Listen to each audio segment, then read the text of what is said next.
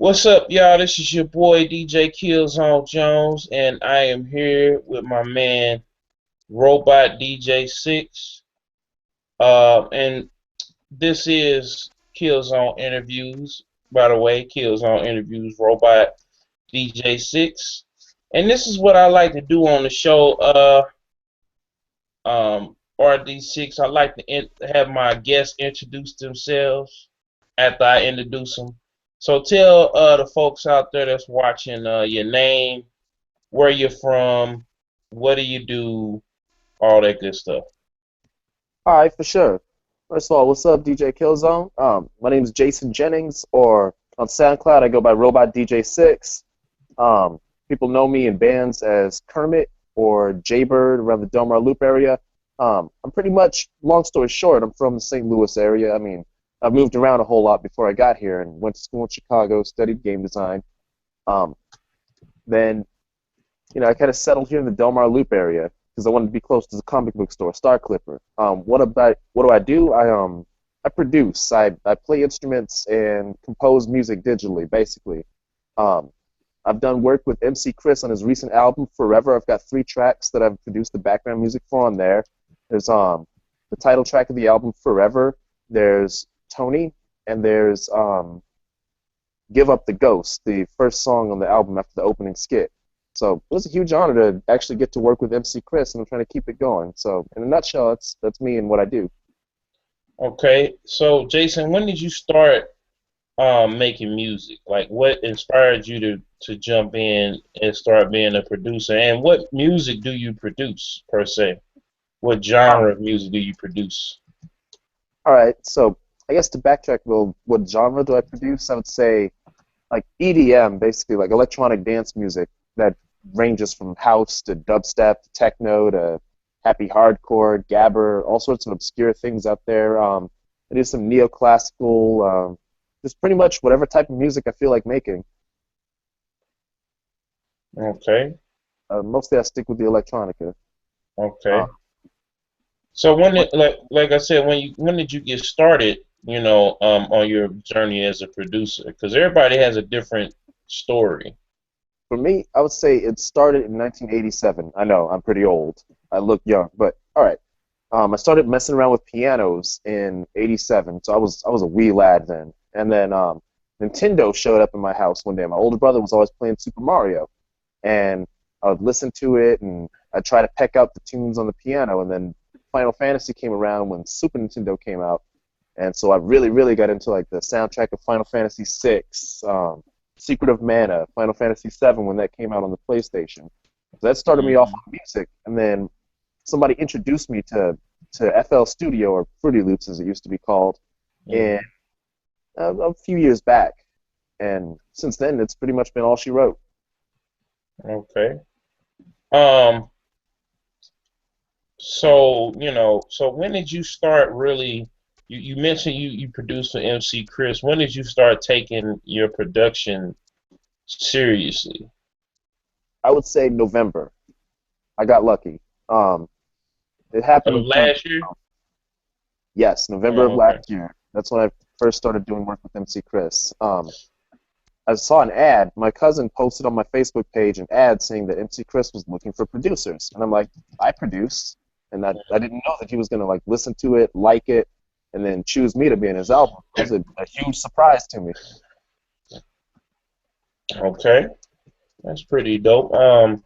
So describe like how describe your recording process, RD6, explain to the people, you know, like how do you record your music, like how do you produce and record your music, and when did you start really finding your style, or your uh swag, as the young kids call it, these days. Um, well, I found my style of music like I want to say around like '97 when techno was all the rage, the rave thing first happened. The movie Mortal Kombat came out that really influenced my taste in music. Traveling to Germany, when I was a lot younger, also influenced my taste in music. So I heard a lot of electronic over there. Mhm. The process of producing, so I'm getting around to all your questions. Well, it all starts with the piano. First, I sit at a piano and I come up with melodies, and then once I've come up with something I like and I want to expound upon it, I open up the laptop and I'll pull up FL Studio, where you have like this thing called the piano roll that goes down the side of the screen, and you Mhm. can select what notes. So you're sitting there charting the notes that you just played, old school Beethoven style. Then you select what instruments play them, create your drum patterns, same way you put them on like a timeline or playlist thing on there. And then Mhm. basically you sit there and put it together. It's kind of like playing with Legos. Okay. So so when you put the track together, are you now, since you work with MC Chris, are you looking like to have people do vocals on your music now? Or are you looking for recording artists to jump on more and more of your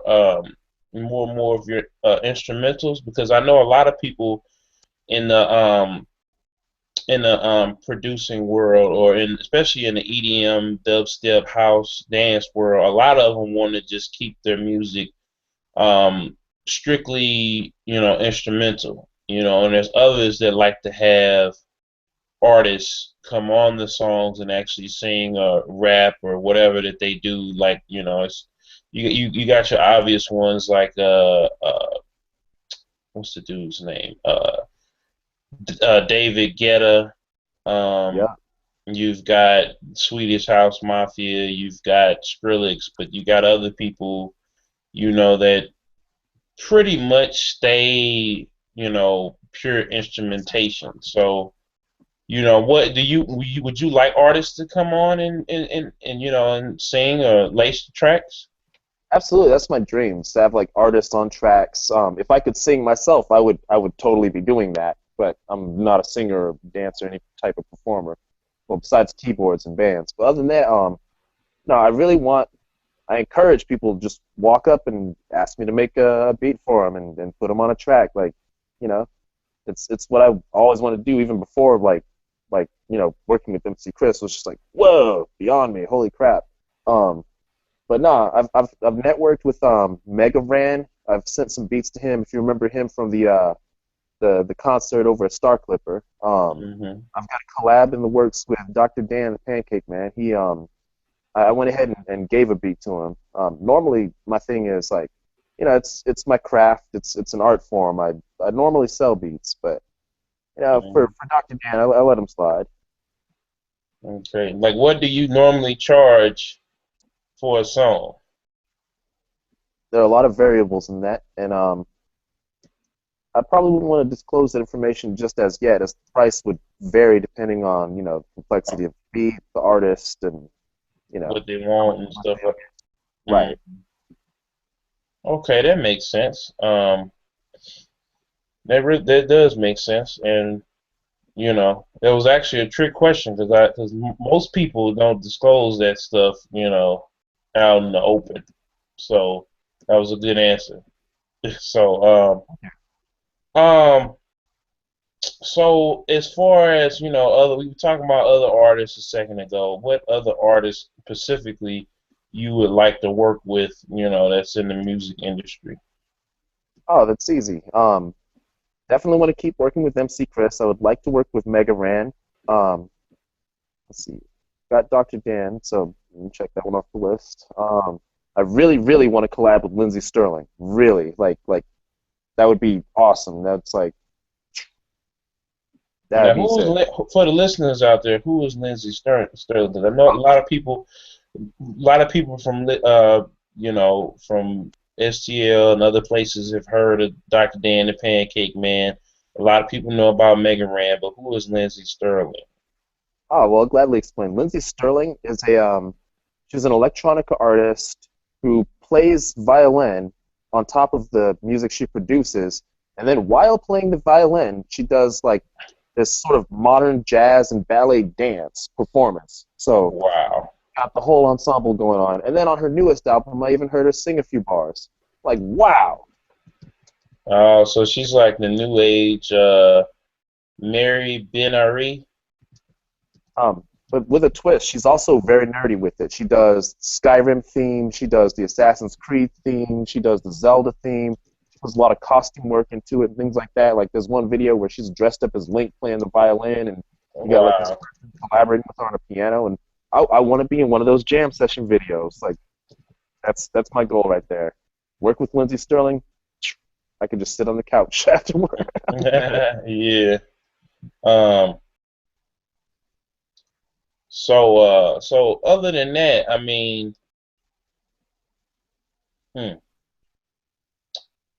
So you know what inspires you, um, to make your tracks? Now I know I asked you, how did you come up, and what inspired you to first make music. But when you sit down and make a track, when you open up Fruity Loop Studio, when you pull up, your loops and everything, and you pull up the interface, to organize your track, you know, what what influences you to make a track, uh for the first time, like when you make, well, not for the first time, but when you're making a track, what influenced you? Because I listen to different interviews, and most notably I've seen like Michael Jackson. He said he'd go outside and he'll walk around in the park, or he'll go someplace, he'll go to a party, and the emotions that are inflicted upon him inspires him to create the song. So what, outside forces influence you to make your tracks? It's not so much outside as inside. Like sometimes, I hate to say it, boredom. Sometimes I hear a thought or a song in my head. Like sometimes I get songs out of my dreams. Like I'll wake up and there's this song that I dreamt about, and it's like, wait, that doesn't exist. I better make it then. Um, Sometimes it's like, yeah, it's interesting what you said about Michael Jackson. It never really happens for me like that. It's like sometimes it's like, I'll get up and just Hmm. sort of do it. Like, all right, I need to make a beat today. I try to pump out at least three a day. Okay. Um, do you feel like the EDM or house music, dance music, dubstep market is being oversaturated? Because I hear a lot of people, um, I hear a lot of people say that to me, and I kind of just, you know, I kind of look at it, objectively, because I had learned how to DJ back when I was 6 years old. I was in Philly, That's which awesome. was you know, thanks. That was like where I kind of picked up on, on the house music thing, because I was in Philly with my cousin, and it was heavily influenced, house. And as far as the east you go, Jason, the more dance or house music that you get. But do you feel like it's oversaturated? Do you feel like there are too many artists out here nowadays, as opposed to back in the late 2000s, early Yeah, 90s, that's doing it? You feel like everyone is trying to hop on that train, get a couple of 808s, get a couple of wub wubs in there, yeah. and do you feel like it's getting oversaturated? I feel I got mixed emotions about it. I feel it's oversaturated in that a song will come on and I'll like it and I won't even know who it is because there's so many people that I can't even keep track anymore. I'm Hmm. like it's not brand new to me. I'm like, I'm a little older than when things were like brand new to me. And it's just like I gotta know who that is. I gotta know who that is. Now it's like that song was Hmm. awesome. Who made this? Um, Hmm. but at the same time, I don't really like zone in too much on what's out there already. I just kind of do me. Like even if electronic music wasn't a thing or oversaturated or undersaturated, I would just keep doing what I love, which is making electronic music. Hmm. Okay. So where do you see yourself, um, RD6, in a few years? Like, what is your ultimate goal, being in the music game? I hadn't really thought that far ahead, really. Definitely gonna still be making music, whether there's anyone listening or not. It's just what I love doing. Like ultimate goal, I suppose. No, no, no. Wait, scratch that. I want to make beats for Capcom. Yeah, that's a goal. I would like to make beats for Capcom, and I think getting to know Mega Ran and the fact that he, responded and said he enjoyed some of my beats, and when he gets back from Japan, he was going to talk to me in about a week. Um, yeah, I would definitely try to see if that maybe could be leveraged into making beats for Capcom games. That would be pretty dope. Okay. Hmm. Um, Let me see here. You're doing real good answering these questions. What Okay. is your let's see here. Do you feel like um with games like you got games like GTA 5, Saints Row 4, different video games, do you feel like that video games are a great medium for artists, and do you even like video games? Um, I know you said earlier that you caught your brother playing Super Nintendo and playing Final Fantasy and Secret of Mana, right, and right. but are you into video games, and do you feel like that's a good medium? Because I found so many artists playing a game with like radio in-game radio station or just the background music. Yeah.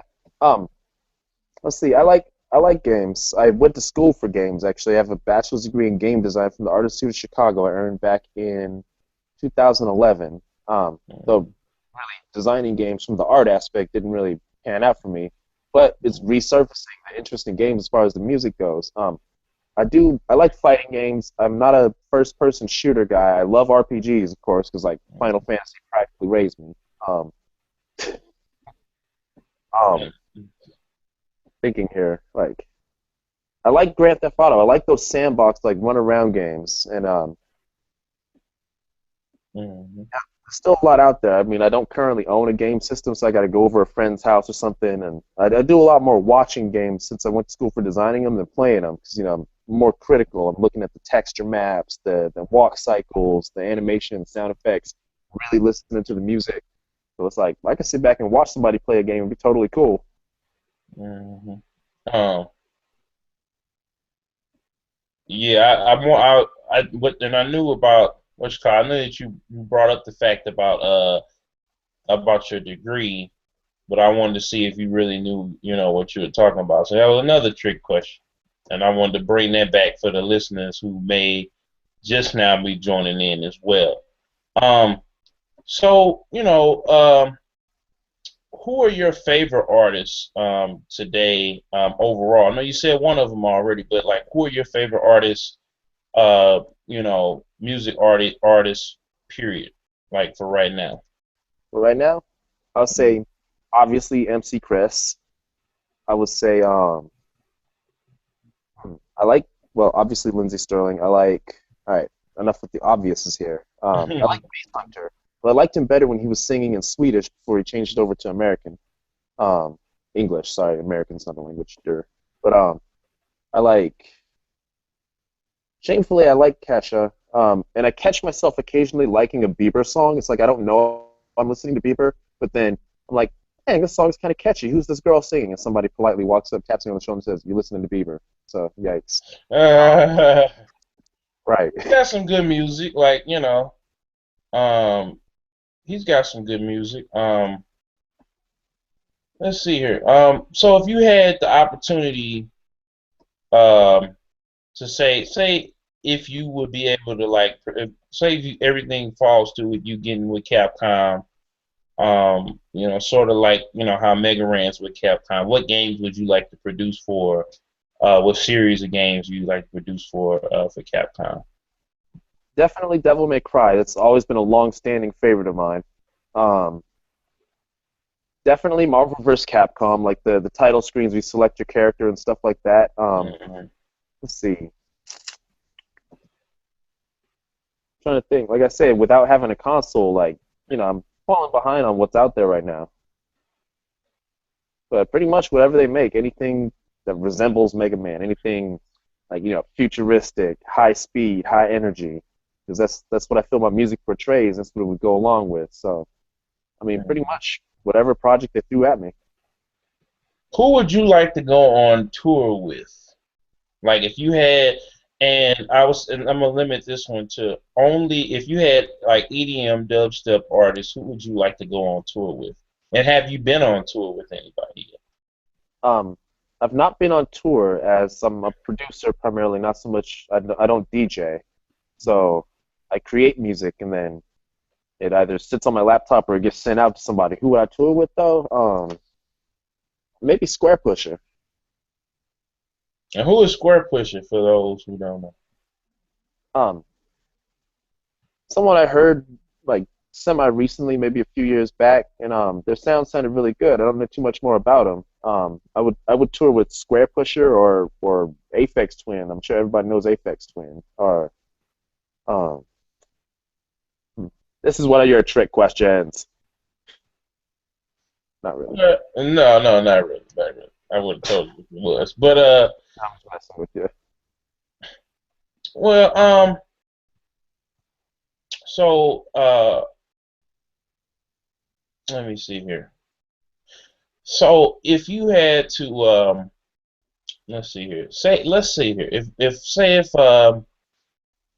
I asked you for a beat, how long do you usually take you to make a song? If I said, hey, RD6, I need a dubstep beat with a trap bass line that's like at least 3 to 5 minutes long. It needs to have a bridge, a hook, um, and I wanted to have it by today, and today. Could you do that? Absolutely. Yeah, like as soon as you describe what was going on there, that just made the job easier for me because I just pictured in my head all the steps I would do. Like, all right, bass line, bam, hook, bam, bridge, bam. Like it's all just things map out in my head before I sit down and touch the system. Same way with if I draw or anything. Like ideas just sort of like flash before my eyes, and it's just a matter of transferring, just getting them out of my head. So I would say that would be about an hour, like maybe an hour and a half. The longest the beat would take me to make, like there's one I spent about 4 days on. It's on my SoundCloud page.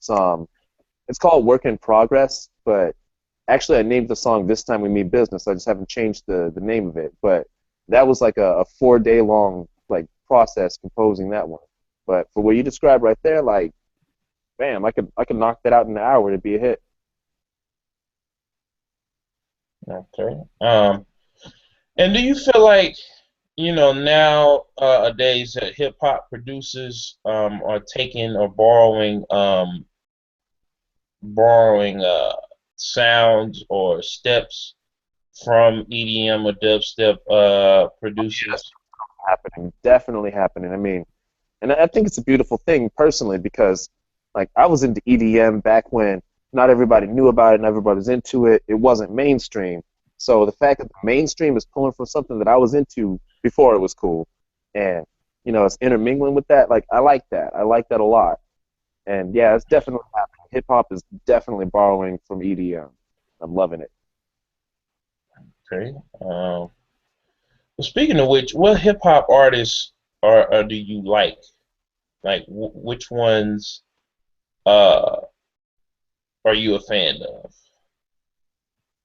Let's see, it'd be how we classify hip hop. First of all, I like Nicki Minaj. I know some people are gonna hate, like, oh my God, Nicki Minaj, she likes her. Yeah, I like Nicki Minaj. I love Eminem, always have since I was in high school. I mean, you have a rough day or something like that. Of course, you're gonna throw on an Eminem album and just sit there and rock out or brood or whatever you do. Hmm. I definitely like Eminem and his new track, Rap God. I wish to God I was the person who made that beat because that would be so freaking sick. But I'm not, so just got that covered. I like, to be honest, I really listen to more I mean more EDM, EDM than hip hop, and I'm kind of falling behind on what's currently trending with hip hop too. But like, I mean, I know your basics, Nelly, Chingy. I don't even know if Chingy is still. Active. Yeah, he's still active. It's it's all good. Um. So Let me see. Get me you firing away at these questions. Let's see here. Back to the video games. Would you like your like they have Skrillex in Saints Row 4, I believe, or 3. Would you like to have your likeness be put in a video game and your mu as well as your music? Abso-freaking-lutely. That is one of those things on my bucket list. Be in a video game. Hell yeah. Like I even wanted to be a mocap actor. Like, sorry, I'm just rambling here, but like, um, I've got some martial arts background, about a good 14 years of various styles. Very early on in life, I always had a trampoline. Briefly, my parents put me in gymnastics. I would love to like not only be in a game, but like help out with some of the motion capture acting. Like, granted, I can't like flip and stuff like I used to, but still, that would be awesome. Yes. In short, the answer is yes. I would love to be in a game. Okay. Um, would you like to have your music in movies and like what kind of movies do you enjoy? Oh hell yeah, I would love music in movies. I like things like Lord of the Rings. I like Tron. I like the Transformers movie. Um, Pretty much anything with some action, some fantasy. I wouldn't mind like doing music for like a Tony Jaa movie. Like I'm big Kung Fu Theater fan here. Like you know Yeah, Jackie like Chan in his prime. on Bach. Yes, yes, I would love to make like at least a soundtrack for one of those fight scenes in Ong Bak. Yeah, on Bach was it was a crazy, crazy, crazy, crazy film. Yeah, it was. So when you decide to say make a studio album, would you like to have like not studio album, but like a more commercial release? Would you end up going the way of doing a studio LP, or would you go doing like mixtapes, um, like and to get to get the word out there? Because I see a lot of people who are putting out a lot of like clubtapes.com. There's a couple of different websites that they have dance EDM music, and a lot of people are touring or doing local gigs and then kicking that off in tours and stuff. Um, or would you just, kind of stick, like I said, to the LP side of things and, sell the music to the people? Um, that's a really tough call because part of me wants to be a performer, a rock star, just out there on the front of the cover, but part of me is shy and wants to stay back behind the scenes and just do the LP part.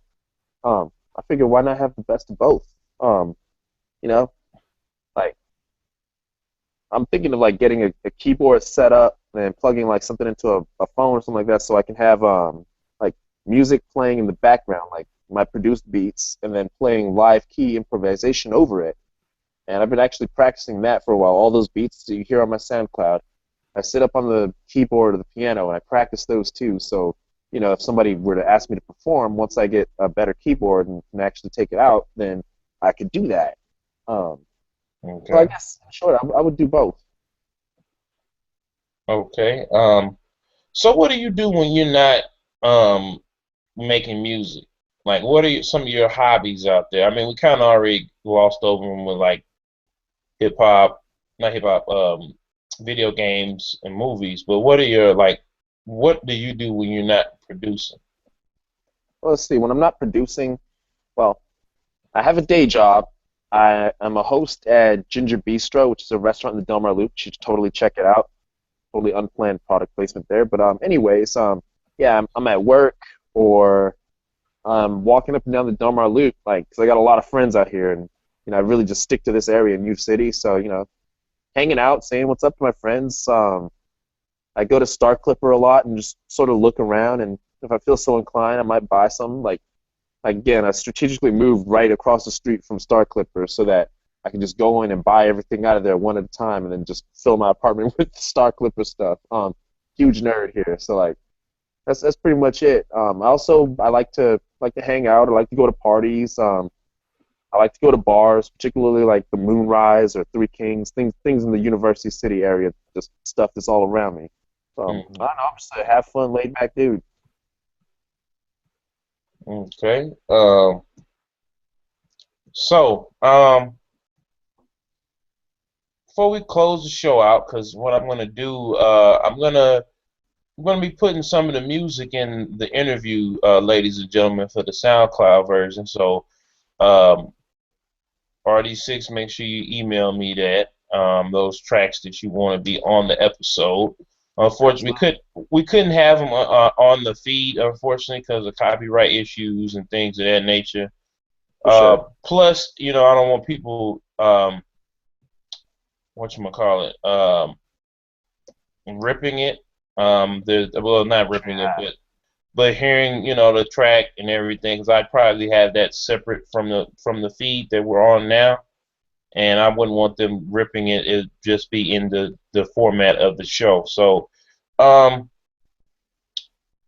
pretty much tell everyone like where they can get your music, where to contact you if they want to get custom production, consultations, things of that nature. Yep. Pretty much email or walk up. Like, pretty easy to find. Like, a lot of people actually do just walk up to me in person and ask for productions. But if you are somewhere far away, can't get to me or whatever, my Gmail is a really good way to get in contact with me because I check that religiously, like every 2 minutes, almost OCD with it. All right, so it's JAYSONKERMIT. That's my actual middle name. JENNINGS@gmail.com. One more time, I'll slow it down.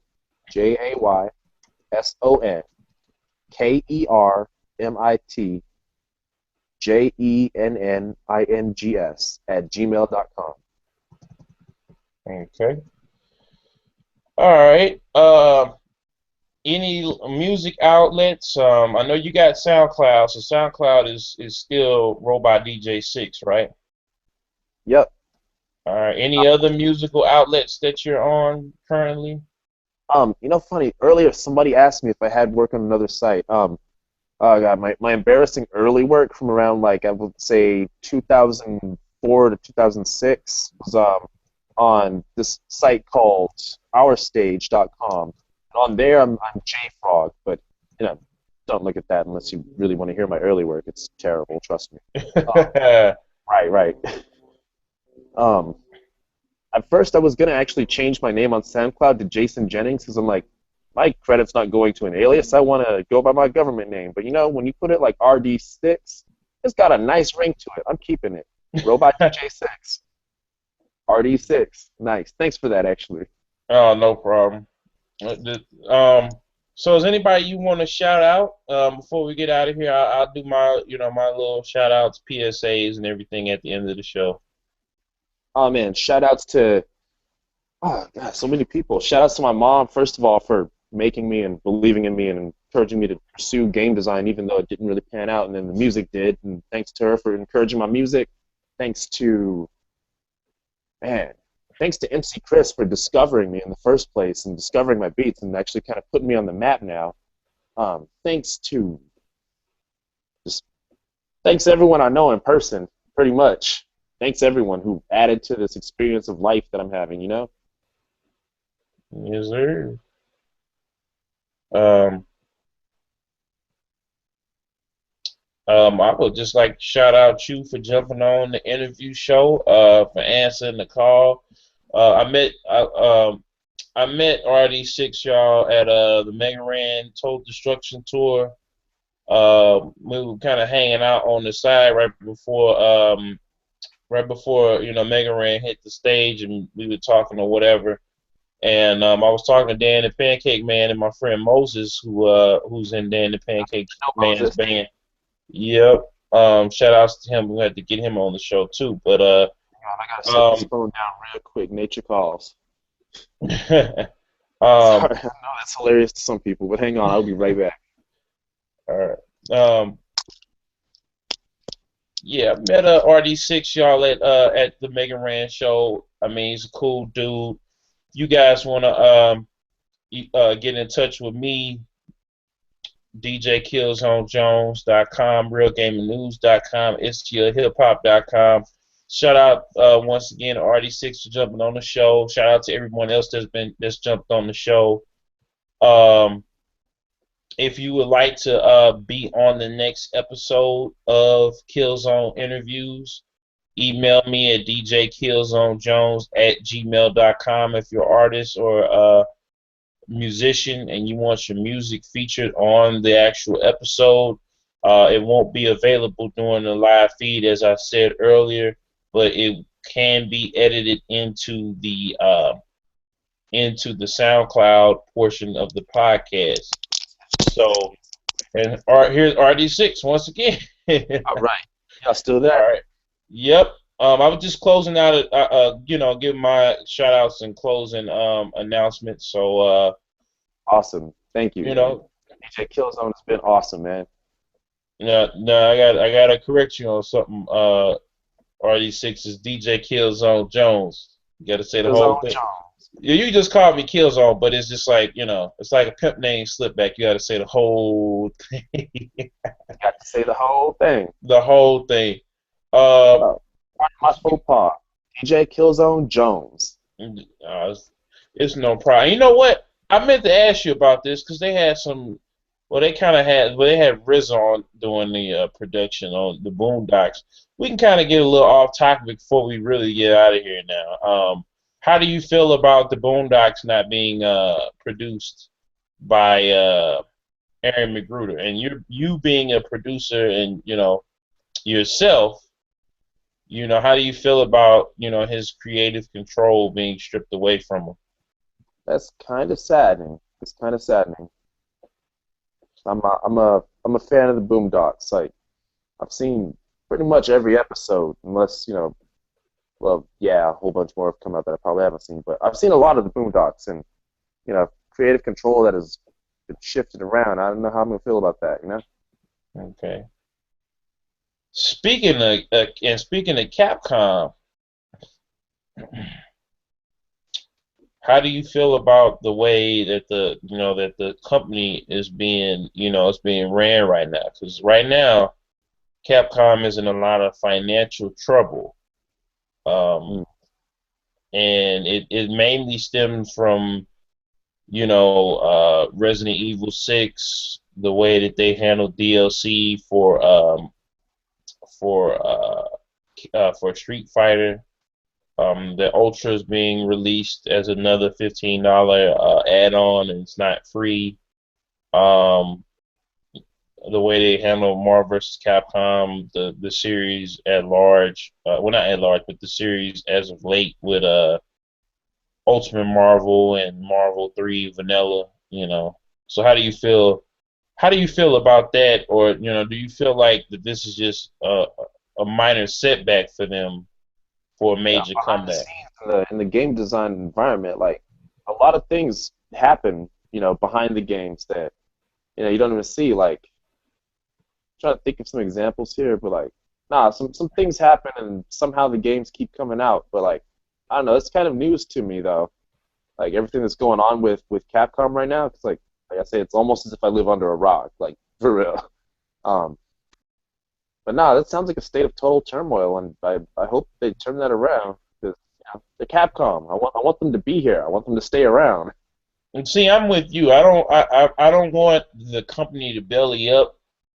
I just I want the company to be here and stay here, and I want that for pretty much every company. No Right. company deserves well, every company may or may not fall on hard times, but if they do, it's kind of up to them to bounce back, and pretty much claim their claim their success. You know what I'm saying? And it's not always going to be roses and cherries, but yeah.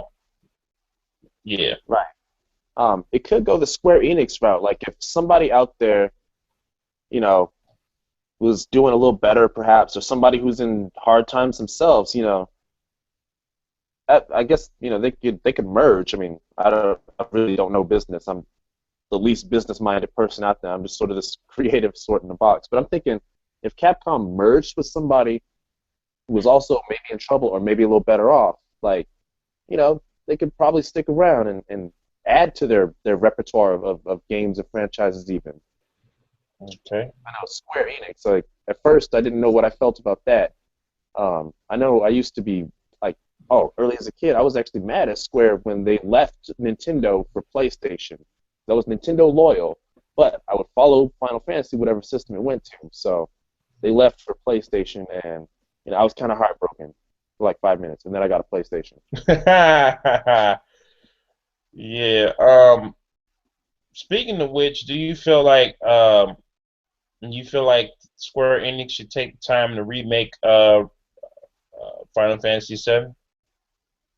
Oh, absolutely. That game was a hit. That game brought up such a generation of people and pop culture references and stuff that everybody gets. Like, you could go up to the non-gamingest gamer out there and be like, "Oh man, you remember that scene where like Sephiroth?"